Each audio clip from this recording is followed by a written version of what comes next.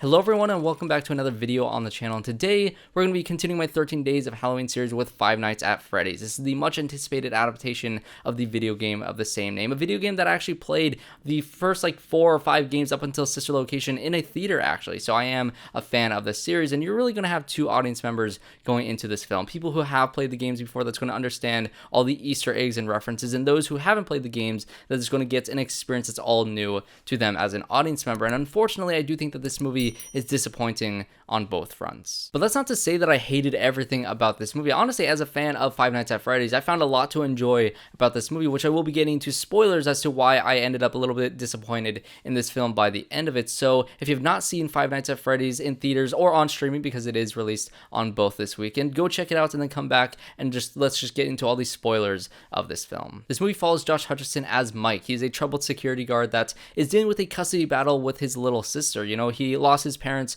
earlier in his life, and he had a little brother of his that was actually kidnapped when he was a little kid, and he's trying to take care of his little sister now all these years later, and his aunt is also trying to get custody of her, and so he's desperate for a job. So he gets a job working the night shifts at Freddy Fazbear's Pizza, and of course you're going to have all the Five Nights at Freddy's things happen. The animatronics come to life at night, but I think what this movie does really well is actually introduce a character that was actually a fairly interesting one for the star of a Five Nights at Freddy's movie in Mike's character. Honestly, I think it's a great idea to have the lead in a FNAF movie be somebody who has dealt with a missing child in the past, especially one who feels responsible for what happened in his past, and now he's dealt with a situation where history might repeat itself with all these missing children who are now possessing these giant robots, trying to lure in his little sister to possibly make her go missing in a sort of way, and him losing yet another child, another sibling to this sort of storyline. And that's just such a great idea, and it's so much more than what I thought a Five Nights at Freddy's movie would have, because quite frankly I went into this movie with fairly low expectations and just thinking it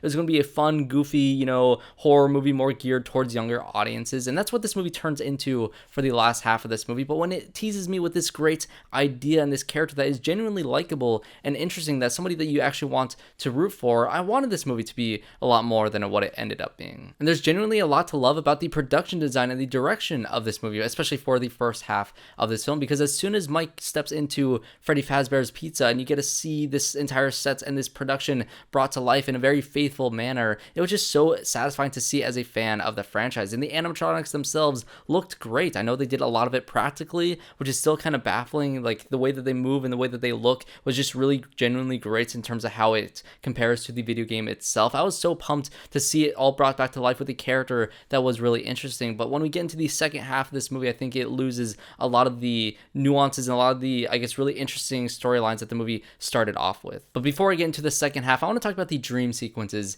in this movie, because that's how you kind of get a window into Mike's character, into his past, and how his little brother went missing, with, him taking these pills to help him go to sleep, even during his night shifts at Freddy Fazbear's, which if you played the game, you don't want to fall asleep. You don't want to be, not paying attention to these cameras, to where these animatronics are at any given time. And so when you have this main character go to sleep and he's seeing this event where his little brother went missing, he gets distracted by this yellow frisbee in a very dreamlike manner, and he turns around and his brother is all of a sudden gone and is in the backseat of this car driving away. It's a very hypnotic way that it's shot that I really honestly liked. I think it felt very genuine to how dreams are, at least in my experience. But as soon as he turns around and he sees all these other kids kind of surrounding him, and they all kind of dart in different directions, and he thinks to himself that if he can catch one of these kids and see if they saw something that he didn't see, then maybe he can figure out who actually took his little brother, because he's still hung up on this all these years later. He still feels responsible for why his brother went missing and not being able to identify the person in the front seat of that car. And to tie that all together, I thought was an interesting idea. And when it comes to the second half of this movie and how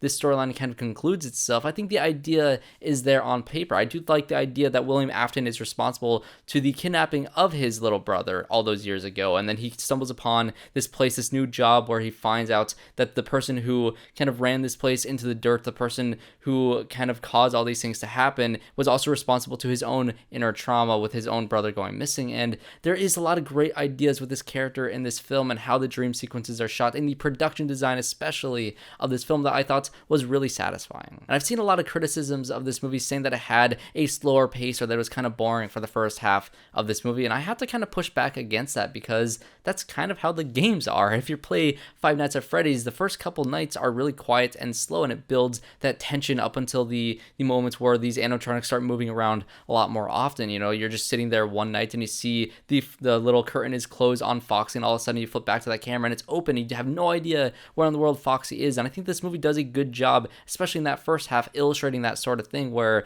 as soon as he walked past that curtain and you saw that it was open, me as a FNAF fan, I'm like, Foxy should be in there. Now you have no idea where Foxy is, and Foxy's the fast one. You need to get out of there in an instant. So as a fan, a lot of those moments, a lot of those more quieter moments where these animatronics were just kind of disappearing and moving around without you actually seeing them move around, were a lot more effective than when they were actually moving around, despite how impressive it is that they did a lot of that stuff practically. And kind of wrapping up my positives for this movie, of course, you have that one scene that everybody's been talking about in this movie, which is, of course, that one group that is hired by the ants to break in during the day and having, the animatronics pick them off one at a time in a very PG-13 but satisfyingly PG-13 sort of way, where it felt, creepy and scary enough for younger audiences that might even get younger audiences into horror movies to begin with, which is an admirable thing for a movie like this to do. And so I did find that sequence to be a lot of fun, and it's mainly because of that kind of like cutting around these animatronics and having them move and kind of putting yourself in the shoes of the people who are breaking in and having them see these weird and creepy things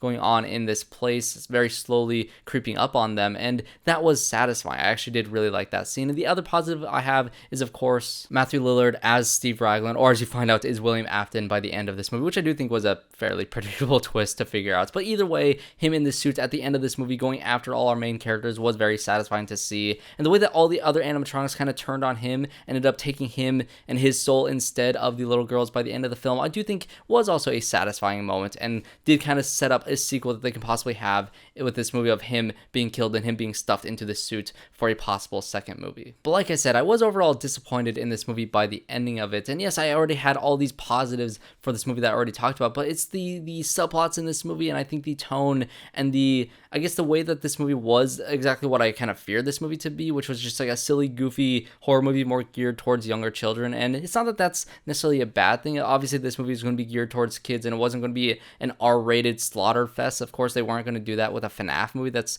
played by a lot of children in general. But when you have a story that's set up to be something more than that, and you just get what you were expecting, it is a little bit disappointing in that way. And some of these subplots were just something that I just didn't care for. The ant storyline in this movie was one that I just really didn't care for, and I just think that this actress and the role that she was given was just way too over the top. I didn't need this character to be evil. I didn't need her to be a mustache-twirling villain who just wanted custody over this kid so she can get the money that she's going to get from the government by having this kid in her life. And I didn't need any of that. I didn't need this character to tell a bunch of kids to go and trash Freddy Fazbear's, even though it led to one of my favorite scenes in the movie. I didn't need her to have this evil, plotting that she's going to have that's going to lead these characters to do the things that they do. And by the end of the movie, she just kind of gets killed off screen by Freddy. And although I did overall enjoy the little kid in this movie, I do think that they went a little bit too far with her character in some scenes, and I think they actually set her up to be a little bit creepy in a fun sort of way. She has this imaginary friend that she's talking to at the beginning of this movie. She just kind of looks over there and answers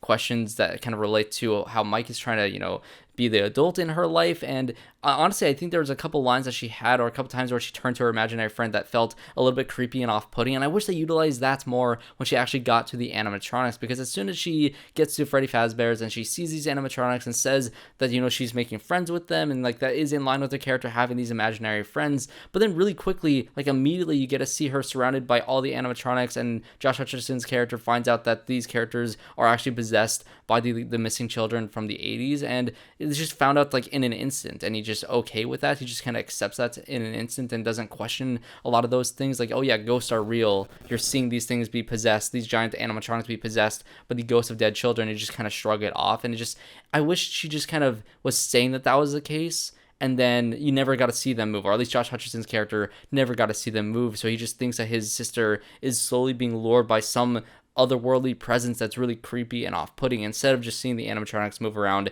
and build a fort with her. And yeah, that fort building montage where they all become best friends was just, it was goofy, it was kind of funny, but at the same time, it's it just didn't really fit with the tone of the movie that they established for, from the beginning of the movie up until this point. And I think that scene in general was the turning point for this film for me, where I just stopped enjoying the film because it turned really goofy all of a sudden. And I just didn't really care for those goofy elements as much as I cared for the more intriguing mystery that the movie set up. Even though the mystery was pretty predictable, I think they could have dedicated more time away from the goofy stuff in this movie to actually making this mystery a little less predictable a little more interesting. And then there was the cop character in this movie named VANESSA, who was just kind of there for the majority of this movie. She kind of, felt like she knew more than she was leading on throughout the entirety of this movie before she kind of spilled all her secrets and kind of did all the whole exposition before the last act of this movie in the last 30 minutes. And so they just really kind of held this character back for so long so she wouldn't ever be interesting. I like the idea that the daughter of William Afton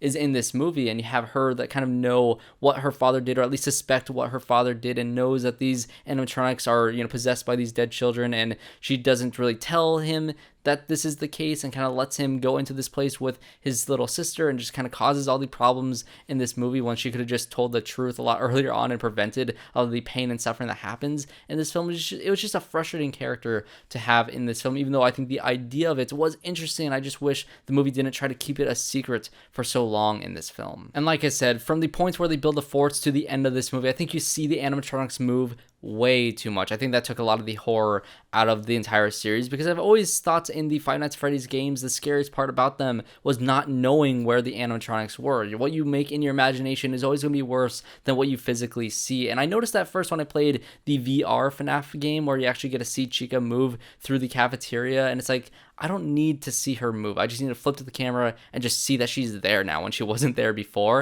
And that is all the horror I possibly need. I think in the last, fight of this movie with, William Afton being dragged away by the animatronics, I think at that point, yeah, you can have them move around. I think in the scene where they're picking off all the kids one at a time, I think that scene used the movements of the animatronics at just the proper amounts. But when they're kind of building forts and being buddies with the little girl and doing all the things that they do in the back half of this movie from that point on, I don't think any of that was really necessary. I think that really did detract from this movie actually being scary. Not even scary to like an adult, but scary to a kid. I think it's just a little bit goofy and too silly to be effective in any sort of way. But those are just going to be my thoughts on Five Nights at Freddy's. I know a lot of people are dismissing this movie right off the bat and saying that it's just a trash and garbage movie, but I do think that there are some elements in this movie that are enjoyable. So what did you guys think? What do you guys like about this movie? What did you guys not like about this movie? Let me know in the comments down below. And of course, if you did enjoy this video, make sure you guys subscribe to the channel and leave a like on this video if you did enjoy, to see a lot more videos in my 13 days of Halloween series that I do every year on this channel. I think I'm going to try to have 2 more videos out for you guys. I have my